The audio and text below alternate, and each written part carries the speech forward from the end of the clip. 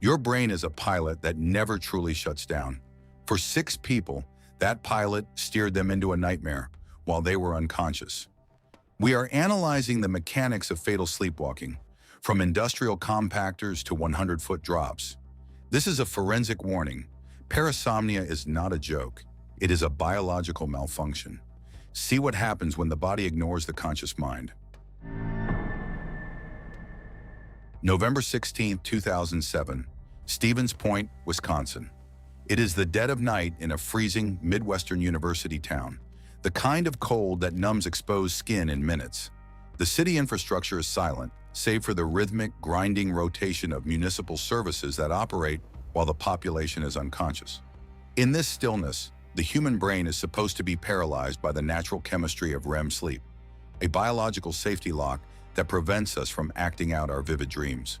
But for 20-year-old Ryan Allen, a film student with a documented history of parasomnia, that safety lock has shattered. At approximately 3 a.m., a glitch in his neurology triggers a sequence of events that defies conscious logic. While his prefrontal cortex, the part of the brain responsible for risk assessment and fear, remains in a deep, comatose state, his motor cortex lights up with activity. He is a biological machine operating without a pilot. Ryan rises from his bed, navigates the furniture of his apartment with open but unseeing eyes, and walks out the door.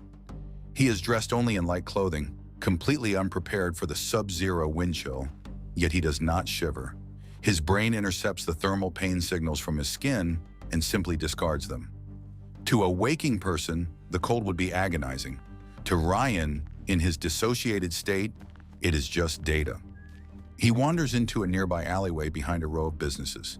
In the distorted reality of a sleepwalker, the brain often seeks nesting spots, enclosed, tight spaces that the subconscious mistakes for the safety of a bed. In the shadows of the alley, Ryan finds a large steel commercial dumpster. To a rational mind, it is a refuse container. To his confused neural pathways, it is a sanctuary, a fort, or a safe room.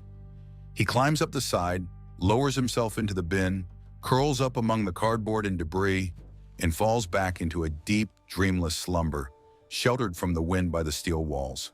The trap is now set, and the timeline for his survival begins to count down in minutes. At 4 a.m., the silence of the alley is broken by the arrival of a massive Heil environmental rear-loader garbage truck. This is a 30-ton industrial beast designed for one purpose: compression. The driver, executing a routine he has performed thousands of times, backs the vehicle up to the dumpster.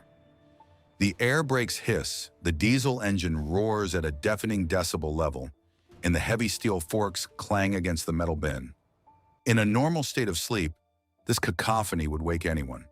However, Ryan is likely in a state of confusional arousal, where the brain incorporates loud external threats into the dream narrative, rather than treating them as alarms. The driver, sitting in a cab 20 feet away and checking his mirrors, has absolutely zero visibility into the bottom of the container. He engages the hydraulic lift. The cylinders extend, raising the heavy bin into the air in a perfect geometric arc. As it reaches the apex, gravity takes over. The contents, trash, recycling, and the sleeping student slide out in a chaotic avalanche, falling directly into the truck's rear hopper. This is the hazard zone. The hopper is a steel waiting room where waste sits before being processed into the main body. The impact of the fall on the cold steel floor almost certainly jolts Ryan's consciousness. He wakes up in total darkness, surrounded by the overwhelming smell of refuse and the terrifying roar of the engine. But the window for reaction is non-existent. The driver, unaware that a human life is in the hopper, pulls the lever to engage the compaction cycle. This activates the sweep and slide blade system. It is a hydraulic ram that moves horizontally across the hopper, designed to clear the chamber with a force rating of over 2,500 pounds per square inch. This is force sufficient to crush a compact car into a cube of scrap metal. The blade begins its sweep. It is a slow, relentless movement, powered by fluid dynamics that do not hesitate, do not recoil, and do not feel resistance. The physics of this interaction are clinically absolute. The human body is composed of calcium, water, and soft tissue. The compactor is composed of hardened alloy steel driven by industrial horsepower. When the two meet, the concept of struggle does not exist. The pressure is applied evenly and instantly across the thoracic cavity. The ribs are compromised, preventing the lungs from expanding to take a breath. The heart, subjected to immense hydrostatic pressure, is forced to stop beating within a fraction of a second. This is a crush asphyxia event, but the mechanical force is so overwhelming that the brain likely loses oxygenation before it can fully process the terror of the situation. There is no visible trauma in the engineering sense, only a rapid structural failure of the biological system. The machine finishes its cycle, retracting the blade, leaving only a compressed mass where a life used to be. The truck continues its route, the driver completely unaware that he has become an involuntary executioner. It is only later, at the Portage County Recycling Center, that the grim discovery is made on the sorting line. The investigation confirms the cause: accidental death due to sleepwalking and traumatic asphyxia. The legal system calls it a misadventure, but the fatalist perspective sees it as a terrifying lesson in vulnerability. A moment where the brain, designed to protect the body, marched it directly into the operating mechanism of a machine that knows only one command: compress. July 31st, 2004, Atlanta, Georgia. The architecture of a modern high-rise hotel is designed to isolate the occupant from the outside world, creating a hermetically sealed capsule of climate control and silence. However, for the human brain, this standardization can become a lethal camouflage. Richard Collier, a successful businessman on a corporate trip, checks into the Hilton Hotel after a grueling schedule of travel. He is fatigued, his circadian rhythm is desynchronized by time zones, and his cortisol levels are elevated. A perfect physiological storm for triggering a dormant episode of parasomnia. He is assigned a room on the 15th floor, a vertical elevation of approximately 150 feet above the concrete pavement of the city. The room is safe, locking the dangers of the street out, but it contains one critical variable that a sleep-deprived brain can misinterpret: a low-sill, floor-to-ceiling window draped with heavy blackout curtains. At 2:01 a.m., the city outside is a grid of amber streetlights and silence. Inside the room, Richard enters the deepest phase of non-REM sleep, specifically the delta wave cycle, where the conscious mind is entirely offline, but the motor centers of the brain remain fully active. This is the danger zone known as confusional arousal. He rises from the bed, not because he is awake, but because his subconscious is running a navigational script from a different location. In his mind, he is not in a high-rise hotel in Atlanta. He is back in the safety of his own home. He is likely seeking the bathroom or the hallway door, a path he has walked thousands of times in his own house. This phenomenon is clinically known as topographical disorientation. His brain projects the floor plan of his bedroom onto the layout of the hotel room, creating a phantom map that does not match reality. In this hallucinated geometry, the wall with the window corresponds to the wall with the door in his home. He turns toward the glass, believing he is walking toward a hallway.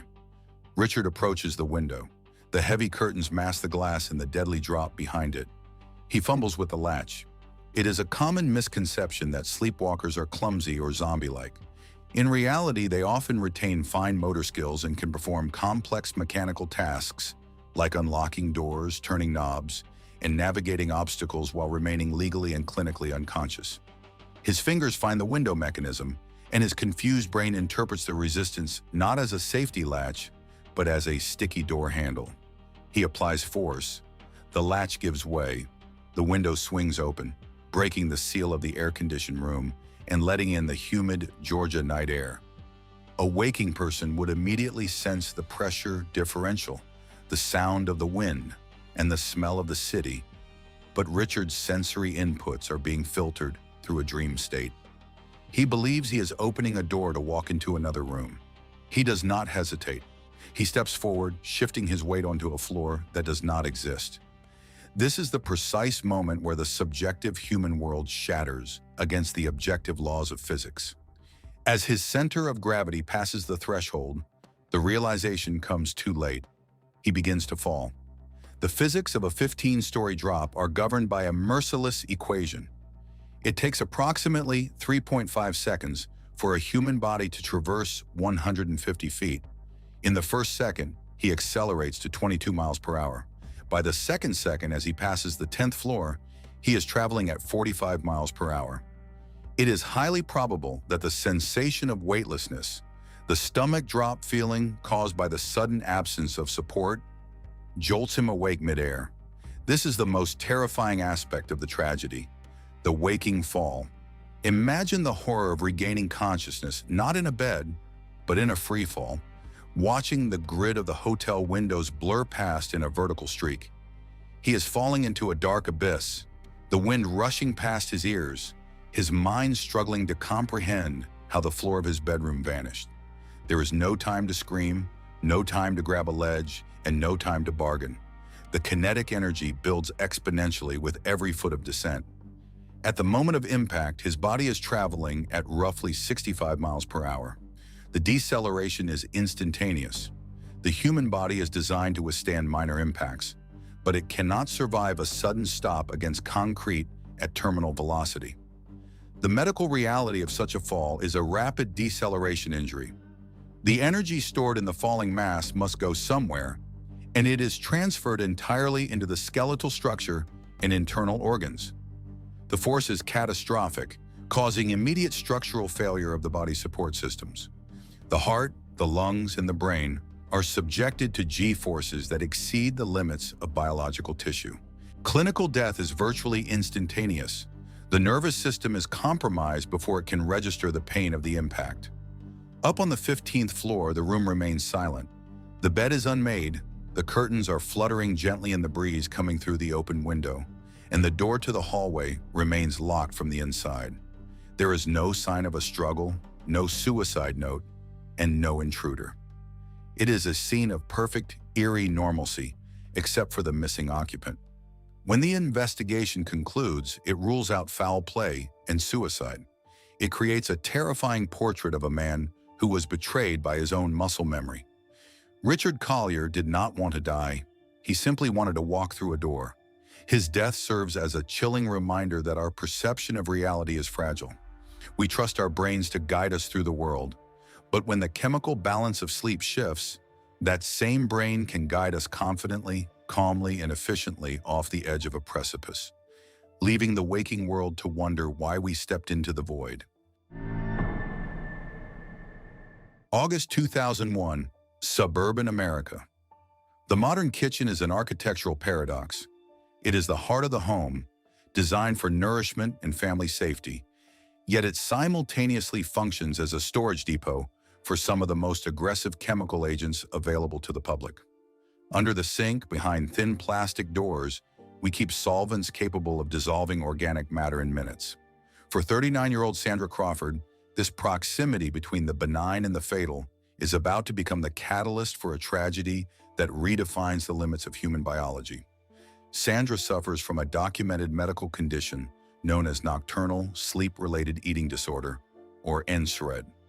This is not merely a habit of midnight snacking. It is a profound dissociation of the conscious mind. During an episode, the primitive sectors of the brain, specifically the hypothalamus, which regulates hunger and thirst, seize control of the motor cortex, while the prefrontal cortex, responsible for logic and risk assessment, remains in a comatose state. In this twilight zone of consciousness, the sufferer is a functioning biological machine with zero capacity for judgment. On a quiet night in August, a dehydration signal flares in Sandra's sleeping brain. The urge is primal and overriding. She rises from her bed, her eyes open but unseeing, navigating the dark corridors of her home with the eerie confidence of a sleepwalker. She enters the kitchen, a space she has memorized through years of routine. However, in this state, her sensory gating systems are critically malfunctioning. Normally, the human brain relies on the olfactory bulb and gustatory cortex to act as a final firewall against poisoning. A strong chemical odor or a bitter taste triggers an immediate gag reflex. But in deep-stage parasomnia, these sensory inputs are often dampened or entirely disconnected from the decision-making centers. Sandra reaches for a bottle. Her muscle memory fails her, or perhaps the bottle was left on a counter, displacing the water she sought. She does not grab a beverage, she grabs a heavy container of industrial-strength drain cleaner. The liquid inside is a concentrated solution of sodium hydroxide, also known as lye. This is a base with a pH of 14, a chemical engineer's tool designed to liquefy hair, grease, and biological clogs deep within plumbing infrastructure. To a waking mind, the weight of the bottle and the child-proof cap are warning signs. To Sandra, they are merely obstacles to be bypassed. She unscrews the cap with precise, practiced movements. She lifts the container to her lips. She does not smell the acrid chemical fumes because her brain has filtered them out as irrelevant background noise. She tilts her head back and swallows. This is the moment where the biological reality of the human body collides with the unyielding laws of chemistry. Unlike acid burns, which create a hard protective scab that limits tissue penetration, alkaline burns trigger a process called liquefactive necrosis. Upon contact, the sodium hydroxide instantly begins to saponify the fats and proteins in the mucous membranes, literally turning the living tissue into a soap-like liquid. This chemical reaction allows the corrosive fluid to burrow deeper and deeper, rapidly compromising the integrity of the esophagus, the glottis, and the stomach lining in a matter of seconds. Simultaneously, the reaction is exothermic, generating intense heat that thermally burns the tissue from the inside out. The most terrifying aspect of this event is the silence. Because her sensory processing is lagging behind the chemical destruction, there is a delay between the physical damage and the conscious registration of pain. She swallows the fluid, allowing it to coat her internal organs before her brain finally screams awake. When she snaps out of the trance, the damage is already catastrophic. The reality she wakes into is a nightmare of tissue necrosis and extreme chemical reaction. She is rushed to the hospital, but the physics of alkaline exposure are cruel and irreversible. The chemical has effectively compromised the structural integrity of her upper digestive tract. For 12 days, Sandra fights a battle that was technically lost the moment the fluid passed her lips. The medical team attempts to manage the trauma, but the systemic shock and the extent of the internal necrosis lead to multi-organ failure. She dies on August 14, 2001, not from the sleepwalking itself, but from a fatal error in object recognition processed by a sleeping brain. Her death remains a grim clinical benchmark, a reminder that when the conscious pilot leaves the cockpit, the body is capable of destroying itself with terrifying efficiency, unable to distinguish between water that sustains life and a chemical designed to dissolve it. June 1994, Fort Worth, Texas. The attic of a residential home in summer is a hostile environment, a stifling crawl space of fiberglass insulation, dust, and stagnant heat. It is a place of utility hidden behind drywall, where the nervous system of the house, the electrical wiring, runs in silence. For 52-year-old Herbert Whitley, a master electrician with decades of experience, this environment is his second home. He has spent his life manipulating the flow of electrons, respecting the lethal potential of high voltage through a strict code of conscious safety protocols. Lockout, tag-out, rubber-soled boots, and dielectric gloves. However, the human brain is a divided kingdom.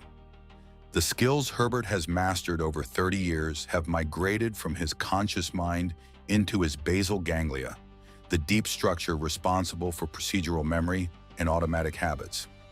He can strip a wire or open a junction box without thinking, a skill that usually makes him efficient, but tonight it will make him vulnerable. On this humid night, Herbert is asleep in his bed, but his mind is not at rest. He is suffering from a complex parasomnia episode, likely triggered by work-related stress or a disruption in his REM cycle. In his dream, there is a fault, a breaker that needs resetting, or a wire that needs checking. The urgency of the dream bleeds into his motor cortex. He rises from the bed. This is not the clumsy stumbling of a drunk. This is the precise, guided movement of a professional on autopilot. He walks to the access hatch of the attic. He pulls down the ladder. He climbs up into the darkness, surrounded by the smell of old wood and fiberglass. He is barefoot. He is wearing pajamas. He has absolutely no protective gear. In a waking state, Herbert would never touch a live panel without insulation, But the Herbert currently in the attic is a biological shell running a corrupted software loop. He navigates the crawl space, moving toward the main distribution junction. In the dark, his hands find the metal enclosure of the service panel. To a layman, this is just a gray box. To an electrician, it is a gateway to the grid, pulsing with 120 and 240 volts of alternating current. The danger here is not just the voltage, it is the amperage, the volume of electrons waiting to rush through any available conductor to the ground. Herbert's sleep-deprived brain initiates a work routine. His fingers, calloused from years of labor, undo the latches. He opens the panel, exposing the bus bars, the bare metal strips that carry the full load of the house's power. In his dream, perhaps he is reaching for a switch or testing a connection. In reality, he is reaching directly into a live circuit with unprotected skin. The physics of electrocution are governed by Ohm's law. Current equals voltage divided by resistance. Dry skin offers some resistance, but Herbert is likely sweating from the humid Texas night and the heat of the attic. Sweat is a saline solution, an excellent conductor that drastically lowers the body's resistance to electrical flow. Furthermore, he is not insulated from the ground. He is likely making contact with a grounded surface or a truss. He reaches in. His hand brushes against the hot phase of the circuit. The result is immediate and catastrophic. The electricity does not hesitate. It finds the path of least resistance, entering through his hand, racing up his arm, crossing the thoracic cavity, and exiting through his body to the ground. This is the pathway of mortality. The human heart beats because of a delicate, internal electrical signal generated by the sinoatrial node, pulsing at mere millivolts. When Herbert contacts the mains, a massive surge of external current, hundreds of times more powerful than his body's own signals, swamps his system. The effect is twofold. First, the muscles in his hand and arm instantly contract in a phenomenon known as tetany. The electricity forces the muscles to clench with superhuman strength, effectively locking his hand onto the live wire. He cannot let go, even if he wanted to. His own biology has become a trap. Second, and more lethally, the current passing through his chest throws his heart into ventricular fibrillation. Instead of pumping blood in a coordinated rhythm, the heart muscle begins to fibrillate, quiver without generating a productive pulse. Blood pressure drops to zero instantly. Oxygenated blood stops flowing to the brain. Inside the attic, there is no scream, only the sharp snap of the electrical arc and the thud of a body collapsing as the connection is finally broken by the fall. The mechanism of death is electrophysiological silence. The master electrician, the man who knew every rule of safety, lies motionless in the dust, killed by the very force he spent his life controlling. He did not die because he was incompetent. He died because the safety protocols that kept him alive were stored in his conscious mind, which was asleep while his hands, trained to work, obeyed a deadly instruction from a dream. When he is found, the scene is a tragic tableau of expertise turned against itself. The panel is open, the work is unfinished, and the tools of the trade are absent, leaving only the silent hum of the transformer as a witness to the error. July 2003, North Wales, United Kingdom. The Great Orme is a massive limestone headland that rises aggressively from the Irish Sea. During the day, it is a place of breathtaking beauty. At night, its geography transforms into a deceptive void. Without the reference points of daylight, the boundary between the solid ground and the 100-foot drop becomes invisible, turning the edge of the cliff into a binary threshold between life and death. For 19-year-old Ian Wiggins, a mathematics student with a promising future, this headland was chosen as a site for celebration. Ian and his friends had decided to camp on the summit to watch the sunset and enjoy the summer night. They pitched their tents relatively close to the edge, a decision driven by the desire for a view, but one that ignored the latent danger of Ian's neurology. Ian had a history of somnambulism, sleepwalking. This condition is a dissociation of consciousness where the brain's motor centers activate while the frontal lobes, responsible for judgment and sensory processing, remain in a deep comatose state. As the group settled in for the night, the wind from the sea picked up, and the darkness became absolute. At some point in the early hours of the morning, The chemical anchor that keeps a sleeping person paralyzed dissolved. Ian Wiggins sat up. His eyes were likely open, but he was not seeing the limestone rocks or the nylon walls of the tent. He was navigating a virtual environment generated by his subconscious. Perhaps a hallway in his home, a flat field, or simply a safe path to a bathroom.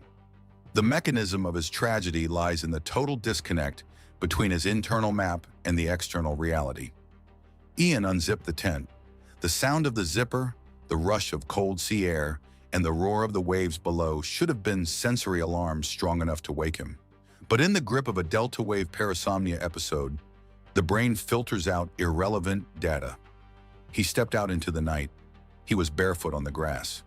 To a waking mind, the slope of the ground and the sound of the ocean would instantly signal danger. To Ian, he was simply walking across a flat, safe surface. He walked with the confident, steady gait of a sleepwalker, moving directly toward the perimeter. There were no fences here, no warning signs illuminated in the dark, only the sudden termination of the land. He reached the edge. He took one final step on solid ground, and then, with the same casual rhythm, he took a step into the air. This is the moment where biology fails against physics. As his center of gravity passed the point of no return, the sensation of the ground vanishing would have triggered his vestibular system, the fluid-filled canals in the inner ear that control balance. This is the biological alarm for freefall.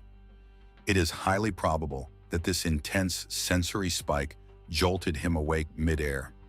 Imagine the horror of transitioning from a peaceful dream directly into a terrifying, weightless plunge. The drop was approximately 30 meters or 100 feet. The physics of such a fall are governed by the constant acceleration of gravity. It takes roughly 2.5 seconds to fall that distance. In those 2.5 seconds, Ian's body accelerated from 0 to nearly 50 miles per hour. The wind rushed past him, the sound of the waves roared up to meet him, and the darkness of the dream was replaced by the darkness of the abyss. There was no time to scream, no time to grasp for a handhold, and no time to process the error. The impact was sudden and catastrophic. The human body is capable of absorbing significant energy, but a fall from 30 meters onto a rocky shoreline exceeds the structural limits of bone and tissue by a massive magnitude. The kinetic energy generated during the descent was instantly transferred into his body upon contact with the rocks below. The medical reality is a rapid deceleration trauma, causing immediate and fatal injuries to the skeletal system and internal organs. The silence returned to the headland almost instantly. Back at the campsite, the tent flap flapped loosely in the wind. His friends slept on, completely unaware that their companion had just vanished from existence. It was not until the morning sun illuminated the headland that the absence was noted. The panic of the empty sleeping bag led to a search, and eventually the grim discovery at the base of the cliffs. The coroner's inquest would later record a verdict of accidental death, confirming that Ian was undoubtedly asleep when he fell. There were no signs of depression, no alcohol abuse, no foul play, only a tragic neurological glitch. The brain, relying on a memory of a safe room, guided the body off the edge of the world. This case serves as a stark, terrifying reminder of the fragility of our perception. We trust our senses to tell us where the ground is, but when we sleep, we are at the mercy of a pilot who cannot see, cannot fear, and cannot distinguish between a bedroom floor and a lethal drop into the Irish Sea. Ian Wiggins walked confidently into the void, betrayed by the very mind that was supposed to keep him safe. January 2003, New South Wales, Australia. The Australian outback at night is a landscape of profound and crushing isolation. The horizon is a black void. The stars provide a cold, distant light that does not reach the dusty ground. For 41-year-old farmer Brian Martin, this silence was the baseline of his daily reality. He lived alone on a vast property where the nearest human soul was miles of scrubland away. Self-reliance was his only rule. The infrastructure of his survival was built by his own hands over decades of labor. Central to the operation of his farm was a massive concrete water reservoir. It was a deep cylinder of poured concrete rising 8 feet above the dirt. It was designed to store 10,000 gallons of essential water for his livestock during the brutal summer heat. On this stifling night, the air was thick and immobile. Inside the farmhouse, Brian lay in his bed, but his mind was not at rest. He suffered from a severe form of somnambulism. This is a condition where the brain's motor control systems activate while the conscious mind remains in a deep, non-responsive sleep. At 2:00 a.m., his neurology glitched. A phantom command sent his body into motion while his prefrontal cortex stayed offline. He rose from his bed. His eyes were open but focused on a topographical hallucination. He navigated the furniture of his bedroom with the eerie confidence of a man in a dream. He exited the house and stepped into the cooling dust of the yard. His bare feet moved with the precision of muscle memory. He knew every inch of this soil. He navigated the dark toward the concrete tank. In the distorted logic of a sleepwalker, the tank was not a lethal reservoir. It was likely a familiar threshold or a gate he needed to check. He reached the side of the massive structure. The walls were industrial-grade concrete. They were cast in smooth forms that left no ridges or grips. Guided by a corrupted mental map, Brian climbed the small metal access ladder on the outside. He reached the top. He stood on the narrow rim of the tank. To his sleeping brain, there was no danger. He leaned over the edge to step into what he believed was a solid room. He fell. This is the moment where objective physics overrides the subjective human world. The sudden immersion in the 60-degree water triggered the cold shock response. This is a primitive biological reflex. It causes a sharp and involuntary gasp for air. If the head is submerged during this gasp, water enters the lungs immediately. However, the intense thermal shock likely jolted Brian's conscious mind back into control. He woke up in total darkness. He was suddenly treading water in a vertical concrete tomb. He had no memory of how he arrived there. Brian was trapped in a perfect cylinder of wet and slick stone. The walls rose 4 feet above the water level. They were impossibly smooth. There were no rungs or ladders on the inside of the tank. He was treading water in a massive volume of deep liquid. In the absolute silence of the Australian night, there was no one to hear him. The nearest neighbor was 5 miles away. The farmhouse was a silent silhouette in the distance. Brian was a strong man. He was used to the physical demands of farm life, but the laws of hydrodynamics are indifferent to human will. He began to tread water. This is a high-energy activity that drains oxygen and glucose rapidly. Lactic acid began to flood his muscles, causing a burning sensation and loss of coordination. As fatigue set in, his movements became heavy and slow. The mammalian dive reflex attempted to slow his heart rate to conserve energy, but the sheer panic of the situation triggered a massive surge of adrenaline. This increased his heart rate and shortened his breath. In the pitch blackness, he would have clawed at the concrete walls. His fingernails would leave no marks on the hardened stone. The physics of respiratory failure under submersion are clinical. As the muscles in his arms grew heavy, he could no longer keep his airway above the surface. His head dipped below the waterline. He inhaled fluid. This triggered a terminal loss of consciousness. The medical reality is a rapid transition from hypoxia to cardiac arrest. The heart quivers and then stops. When the morning sun finally rose, the farm was exactly as it had been. The windmill turned slowly in the dry breeze. The livestock waited for their owner at the gate. It was only later that a search party found Brian. He was a silent figure at the bottom of the reservoir. He had built the tank to sustain his life. The investigation confirmed there were no signs of a struggle. There was no foul play. There were only the wet footprints of a man who walked out of his life while in a dream. He never woke up to see the sunrise. The water in the tank remained perfectly still. It was an indifferent mirror to the sky. It proved that the tools of our survival can become the instruments of our end when the mind is no longer at the helm. The concrete cylinder remains on the property today. It stands as a monument to the moment human nature failed against gravity and fluid dynamics. 6 lives ended by their own footsteps. If you were on a jury, would you blame a hotel for a low window? Or is the sleepwalker's biology the only fatal factor here? Let's fight it out in the comments. Law versus biology. Your verdict matters. Subscribe to join the circle of those who see the world for what it is. Like this to signal that you are still conscious and in control.